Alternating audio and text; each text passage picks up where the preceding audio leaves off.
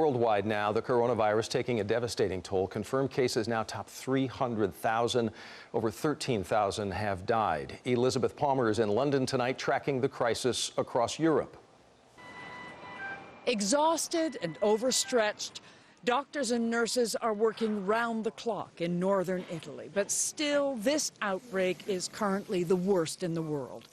Italians may be under lockdown. Big cities like Rome have never looked so empty.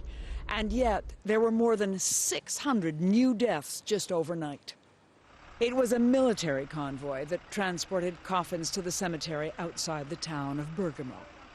Spain is bracing for its own outbreak, the second worst in Europe, to escalate. Authorities in Madrid have ordered a conference center to be transformed into an emergency hospital.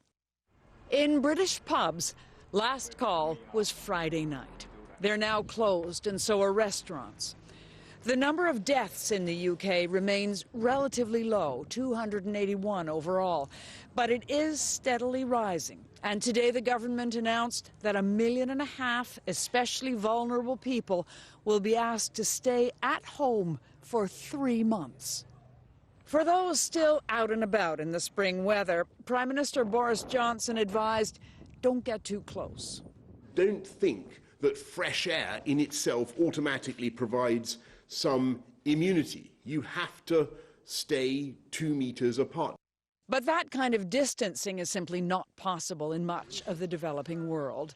And epidemiologists warn that more than 1 billion Africans and Indians will be facing the crisis next.